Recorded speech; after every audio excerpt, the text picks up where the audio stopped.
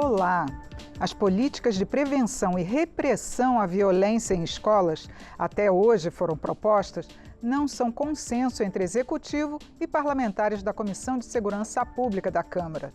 Enquanto o MEC e o Ministério da Justiça defendem ações contra o discurso de ódio nas redes, a oposição pede a presença de forças de segurança pública nos colégios. As soluções encontradas são pontuais, não são de uma política pública como um todo. As medidas são tomadas por diretores de escolas que enfrentam de perto o aumento dessa violência. E o mais grave é não se aprofundar em estudos sobre como a violência atinge o desempenho dos alunos. Nós vamos avaliar o assunto nesta edição do Elas Pautam e conversar sobre quais medidas bem-sucedidas podem ser aplicadas país afora. As convidadas são a deputada delegada Ione, do Avante de Minas Gerais, que tem um projeto de lei sobre o assunto, e a chefe da Divisão de Disseminação de Estudos Educacionais do INEP, é a especialista Flávia Viana Basso. Bem-vindas, muito obrigada por atender o nosso convite e participar aqui desse debate. Eu começaria pela senhora, deputada Ione. Primeiro, uma avaliação. A que se deve esse aumento no Brasil desses ataques a escolas, nesses 2 últimos anos, principalmente? Hoje eu, primeiramente, gostaria de agradecer. É um prazer estar com você, com a Regina, com a Flávia aqui, que também vai abordar esse assunto. E o que ocorre? Hoje eu tenho um filho, tenho 2 filhos, um de 23 e um de 13 anos. E não só como delegada, mas como mãe, eu posso dizer que o acesso às informações boas e ruins está muito fácil. E eu posso dizer pelo meu filho. Muitas vezes eu chego, ele está, às vezes, acessando conteúdos inapropriados, tamanha acessibilidade. Então, eu acho que esse acesso, o que não tinha antigamente, né, a gente não tinha todo esse acesso a essas informações que podem comprometer a criança ou adolescente. E um outro fato também que a gente não pode deixar de falar e de frisar é a questão também, eu como delegada e como delegada de mulheres especialmente, eu percebo que o ambiente em casa, o ambiente com o pai, com a mãe, com os irmãos, é muito importante você ter um ambiente tranquilo para que isso não reverbere na escola. Então, muitas vezes, o ambiente escolar que possui a violência, principalmente a violência contra a mãe, né? Nós estamos falando aí de violência doméstica. Na minha trajetória, muitos anos à frente como delegada de mulheres, eu percebia que também os filhos, eles acabavam alterando o seu modo de falar, o modo de pensar e se tornavam mais agressivos, não só em casa, mas como na escola também. Isso também ajuda muito a gente ter um ambiente familiar, né, de respeito, enfim, um ambiente bom para que essa criança que está sendo criada, ela seja ali na escola também, ela traz de casa o que ela aprendeu no seio familiar. Então, eu acho que também isso influi muito com relação à questão desse ambiente que ele vive no seu domicílio, com seu pai e com sua mãe. Sim, a senhora que é pedagoga, que já trabalha nessa área de pesquisa da educação, qual a sua avaliação? Obrigada pelo convite, por estar aqui hoje. Realmente, os dados que a gente investigou no INEP realmente indicam o aumento, né, dos ataques contra as escolas, né? A gente tem dados que o primeiro ataque no Brasil aconteceu em 2002, mas mais da metade dos ataques que aconteceram a partir de 2022. Então, a gente tem um quadro que realmente agrava a situação da violência escolar. Isso, como a deputada falou, acontece por esse acesso e a disseminação de discursos de ódio na internet, então uma crescente da intolerância, né? Os adolescentes ficaram muito tempo, adolescentes e crianças, eles ficaram isolados no período da pandemia, tiveram mais acesso a esse conteúdo e a disseminação de discursos de ódio agravou na internet. Isso afeta o ambiente escolar, mas é importante dizer que esse ataque ele cresce nesses últimos anos, mas a violência na escola é um assunto antigo, ela acontece há muito tempo de maneira velada, então o bullying, os xingamentos, as brincadeiras, as piadas, as atitudes discriminatórias, elas têm uma gravidade, elas podem passar despercebidas, mas elas podem escalonar para esses episódios, infelizmente, do ataque das escolas que a gente viu, né? Então, esses estudantes, esses ataques, a professora Thelma Vinha, que é uma pesquisadora de referência na área, ela fez uma investigação que alguns eram ex-alunos que tinham evadido, que tinham abandonado, ou seja, eles já tinham uma relação ruim contra a escola e, infelizmente, chega em quadros mais graves, como a gente viu nos últimos anos. E para ilustrar esse nosso bate-papo aqui, nós temos alguns dados que é do Instituto Sou da Paz e também do Fórum Brasileiro de Segurança Pública, que nós vamos mostrar aqui, levantando que desde 2002 nós temos ataques violentos a escolas e que nesses últimos, são 21 anos, né, e que foram 24 ataques violentos, né, 24 ocorrências. Olha quantas pessoas, 45 pessoas que faleceram em virtude desses ataques e que as políticas começaram realmente, depois a gente vai ter mais dados aqui, mostrando que foram nesses 2 últimos anos que aumentaram esses dados.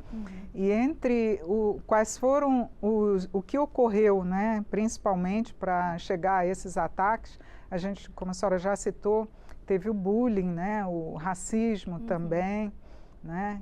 Eles foram motivados também por discurso de ódio, de intolerância. Então, com isso, a gente vê quais foram as formas, né? Além disso, a intolerância étnica e religiosa, né? Que a gente, misoginia, são motivações que a gente também nem via isso, né, nas escolas. E nós temos também registro sobre quais foram as armas utilizadas. A gente tem revólveres, pistolas que causaram mortes, muito mais mortes, né, do que as armas brancas, 34 dessas 45. Temos também uma relação dos agressores, os dados que foram levantados aqui, que os agressores, como a senhora citou, têm ex-alunos, 59%, mesmo assim a gente tem dados, 59% eram de alunos. Né? É um dado que também é alarmante, não só ex-alunos que podem ter tido uma relação negativa com a escola, mas também os próprios alunos que acabam entrando com armas nas escolas, né? E no quesito também, nós temos outros dados para apresentar, aqui, ó, que outro tipo de violência também, que é o assédio, né? E um grave problema que a gente detectou também é a interrupção do calendário, que vai para aquela questão de prejudicar o desempenho dos alunos na escola. Eu gostaria que as senhoras comentassem um pouquinho esses dados, de que forma que realmente a gente tem esses projetos, a senhora que tem um projeto apresentado, de que forma que esses projetos e o Congresso pode trazer uma legislação que venha a reduzir esses índices alarmantes. O governo apresentou um projeto de lei que torna estes crimes nessa condição, no âmbito escolar, hediondos. Paralelamente, também, a gente tem um projeto de lei 1715, em que torna os crimes, nessas circunstâncias, em ambiente escolar, tanto a lesão corporal quanto o homicídio, a pena seria dobrada. Mas é importante dizer que nós, embora, né, é importante majorar essas penas, dobrar essas penas, o mais importante, Regina, é nós pararmos e o que está precisando no ambiente escolar? é importante majorar as penas, é importante punir severamente, é importante, eu posso falar isso como policial. Mas a verdade é que nós hoje, no ambiente escolar, as drogas estão chegando com uma certa facilidade, né? Como eu disse também, a violência lá fora acaba reverberando na violência dentro da escola. Hoje, o professor, e eu sou a irmã de 2 professoras que dão aula em escolas públicas. Elas estão desanimadas de dar aula. Uma das minhas irmãs, inclusive, ela já foi agredida em sala de aula. Então, a gente tinha um respeito, né? Eu me lembro quando eu estava no antigo primário, né? Eu tinha um respeito muito grande pelos meus professores. Em toda a minha vida, assim, a autoridade maior dentro da escola era o professor. Hoje o professor ele está sendo muito desqualificado, no sentido, não que ele é desqualificado, mas o pagamento, o salário, o professor hoje, ele ganha muito, né? Pouco, ele está desmotivado, ele não é respaldado muitas vezes pela própria diretoria quando ele é ameaçado, quando ele talvez seja até agredido, então ele fica coagido. Então nós precisamos reformular. Outra situação também, a questão também de atividades sociais. Eu estive na semana passada numa cidade em Minas Gerais, que é o meu estado, em que um prefeito, onde a segurança pública estava péssima, as crianças estavam indo para o tráfico, crianças envolvendo com agressões, enfim, questões de terrorismo, e ele fez um trabalho que é um programa social em que a criança, o adolescente que fica de manhã, ele pode de 5 da tarde, 17 da tarde, fica até às 20 horas e ali tem esporte, tem reforço escolar, tem alimentação, enfim, ao invés daquela criança, daquele adolescente ir para a rua, não tem o que fazer, ele vai para lá e olha, e melhorou muito, Ensino muito. Integral, né? Nossa, é impressionante como não tem mais violência nas escolas. Então isso é muito importante. O Estado, ele tem que não só aumentar a pena, não só colocar como hediondo, mas também dar alternativa para que esses adolescentes eles tenham o que fazer. Então, eu acho importante o Estado, nesse momento, inserir também, eu sou muito a favor da escola integral, manhã e tarde. Então, eu acho que o Estado ele tem que se reafirmar mais, não só no âmbito de ensino, né, currículo escolar, mas também de atividades sociais.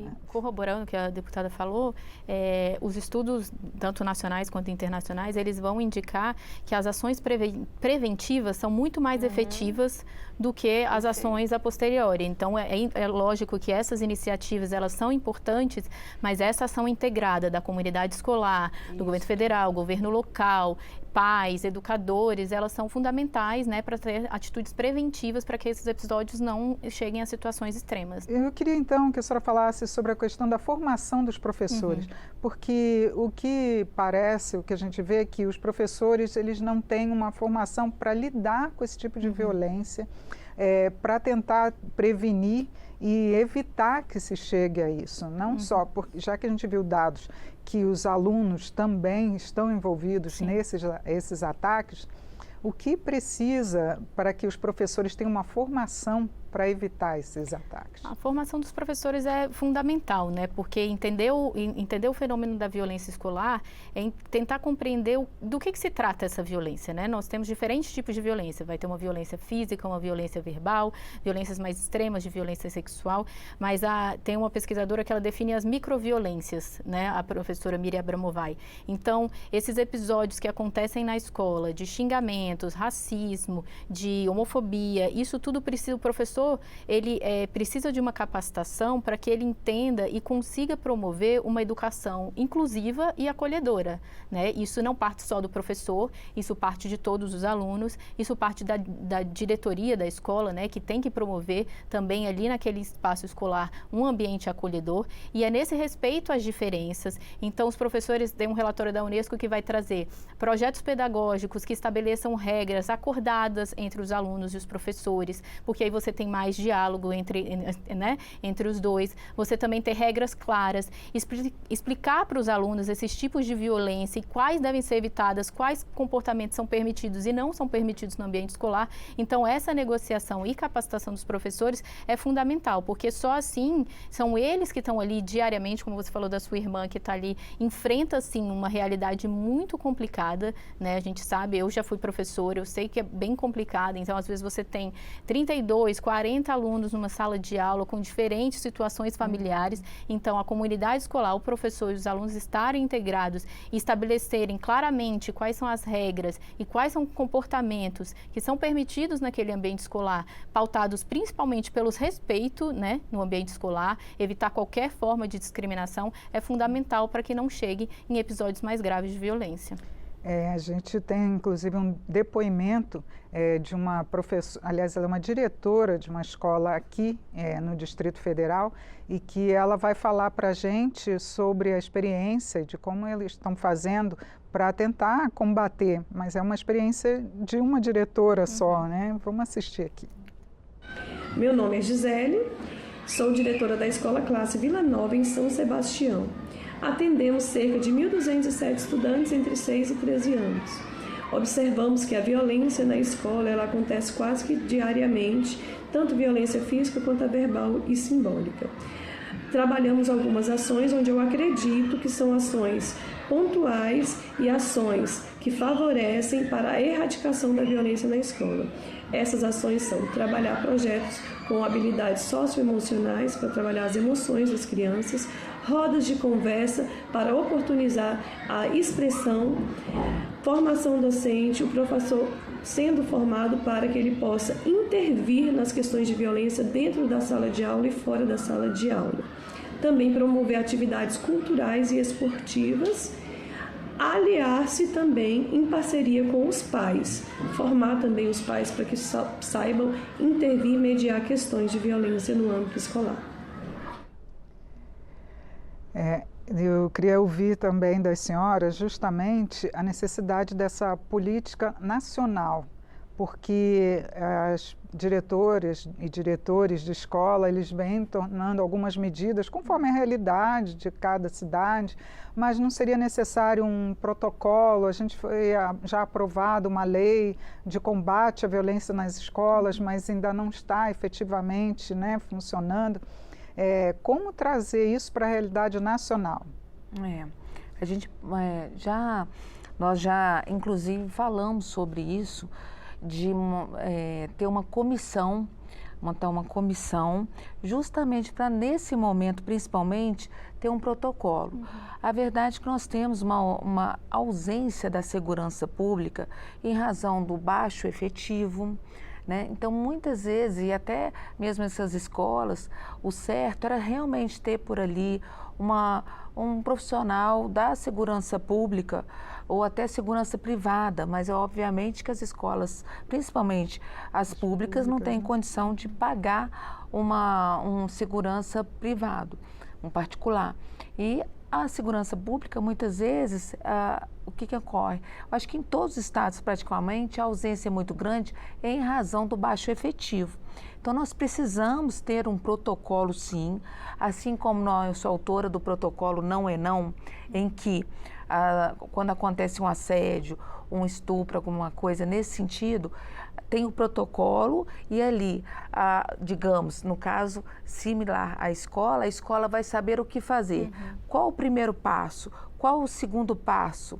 Né? Então, isso ajuda muito, porque isso acontece, todos ficam sem saber o que fazer, chama a polícia, nós vamos ficar com a criança, nós vamos ficar com os dois aqui, vamos chamar o conselho tutelar, Mas um protocolo seria muito importante, nós já conversamos sobre isso, inclusive a gente vai começar a estudar este protocolo, como foi estudado. Eu participei da comissão na época do protocolo Não é Não, e esse protocolo, o Não é Não, está sendo muito bom. Os próprios estabelecimentos, eles gostaram, porque está tendo passo a passo. E é um momento complexo, que envolve crianças, envolve adolescentes, até que ponto, até onde o professor pode ir, né, além de chamar a polícia. Sim. Então é importantíssimo. Isso já está na pauta, essa questão do protocolo. E o governo, o INEP, já tem estudos sobre essa possibilidade? Quando a gente fez esse estudo, a gente utilizou dados de avaliações internacionais e tem acompanhado muito a discussão do novo Plano Nacional de Educação, que isso foi uma pauta, né, no grupo de trabalho, né, a questão da violência nas escolas. O atual plano tem uma diretriz, né, no corpo inicial da lei, e a gente espera que o próximo plano também aborde isso, né? A gente tem sim legislações, então tem o Dia de Combate ao Bullying, a intimidação sistemática, mais recentemente a criação desse Sistema Nacional de Combate à Violência Escolar, né, que é uma ação integrada entre diferentes ministérios, Ministério da Educação, Ministério dos Direitos Humanos. Então, acredito que sim, quando tiveram os ataques, o último ataque, o Ministério da Educação lançou uma cartilha, né, das etapas que tem que seguir, né, dando orientações para as escolas, mas sem dúvida nenhuma a gente precisa de algo mais robusto, que atinja, assim, os diretores, os professores, conscientizando e sim, dando orientações do que fazer, como prevenir, né, esses ataques, como enfrentar a questão da violência na escola, e o Ministério da Educação tem um papel, sim, da formação desses professores. Agora, deputado, delegado Ione, a senhora citou no início que o acesso às redes sociais, à internet no geral, possibilitou esse aumento, né, dos ataques, talvez, por conta dos estudantes, e até a Flávia chegou a lembrar que tem estudos de que foram premeditados alguns deles, né? Seria o caso de se propor em conjunto algum tipo de regulamentação para essas redes sociais? É necessário estudar, sim. Nesse ponto é muito importante, né? Nós temos aí, eles falam que a internet ruim, né? Tem outros que falam que então, assim, e o acesso é muito fácil.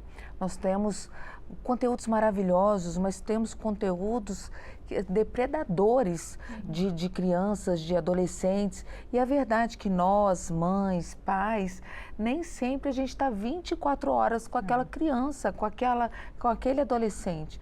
Muitas vezes a gente tem que trabalhar e a criança fica sozinha, o adolescente fica sozinho. Então, eu me lembro uma vez, Regina, que eu fui até a escola do meu filho e estava tendo uma festinha, e eu me lembro que tinham 4 coleguinhas dele e ele, tinham 5. Todos estavam sentados com o celular. Então, na verdade, eles não estão mais jogando bola, brincando de pique, e eles estavam se comunicando um perto do outro pelo celular. Eu fiquei impressionada. E uma outra questão, Regina, que eu gostaria de frisar, era a questão também de, na própria escola, e aí a gente pode ver essa questão do protocolo, inserir um acompanhamento psicológico para essas crianças e adolescentes na escola. Porque muitas vezes a família não tem condições ou não tem essa ideia. Então, de repente, se a gente tiver à disposição um atendimento psicológico para que veja as emoções dessa criança, o que está acontecendo, a partir dali pode encaminhar para um médico, enfim, ver o que está acontecendo com essa criança. Então, era muito importante a gente poderia até legislar nesse sentido, ter necessariamente em todas as escolas, e especialmente as escolas públicas, um acompanhamento psicológico para aquelas crianças que têm um comportamento diferente do normal. Sim. Então, assim, eu acho que a gente pode também trabalhar nesse sentido.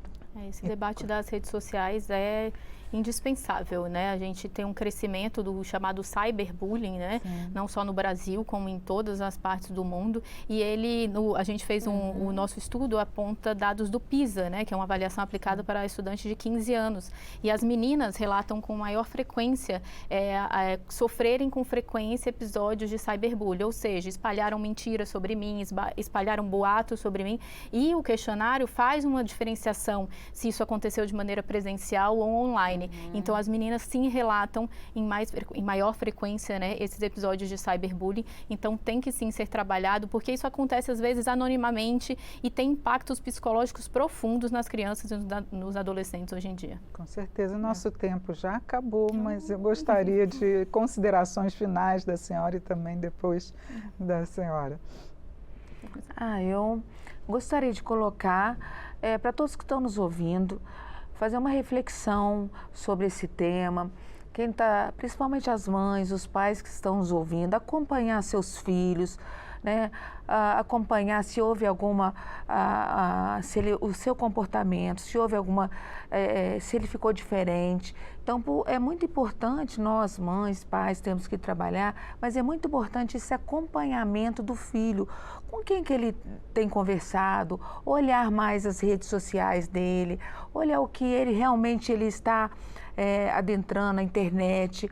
É muito importante. E o mais importante, fazer com que essa criança, ela sinta que ela tem pai e mãe, né? O carinho dentro de casa. Muitas vezes dá um bom celular, dá uma boa roupa, mas não dá atenção.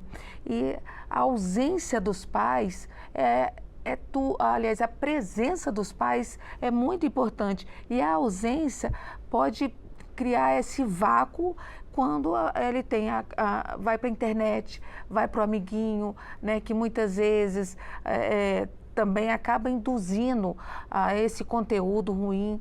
Então, vai aqui o nosso desejo de que os pais, eles têm responsabilidade, ainda que ele vá para uma escola boa, ainda que ele tenha amigos, mas os pais são os principais responsáveis para que possa dar atenção e veja o que está acontecendo com o seu filho nesse momento, né, em que ele está diferente. Então, vai o conselho.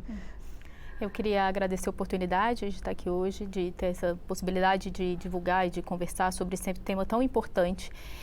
Eu acredito que a mensagem final que eu gostaria de deixar é que a escola possa ser um espaço acolhedor e de tolerância, né? Então, enquanto escola, enquanto sociedade, se a gente estiver sempre conversando sobre um respeito, evitar qualquer tipo de discriminação, racismo, homofobia, qualquer tipo de violência verbal ou física, se a escola for esse ambiente em que professores, alunos, diretores possam conversar e ser um espaço de tolerância, a gente vai evitar que episódios assim aconteçam. Então, é uma mudança dentro da escola, mas também na comunidade e na sociedade como um todo.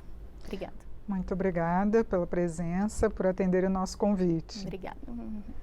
Eu conversei sobre o aumento dos ataques violentos nas escolas com a deputada delegada Ione, do Avante de Minas Gerais. Ela tem um projeto de lei sobre o assunto. E também com a chefe da Divisão de Disseminação de Estudos Educacionais do INEP, Flávia Viana Basso. Você também pode acompanhar o Elas Pautam pelo YouTube da TV Câmara. Siga as nossas redes sociais, Instagram, Twitter, TikTok e Facebook. Eu sou Regina Assunção e agradeço a sua audiência. Até a próxima.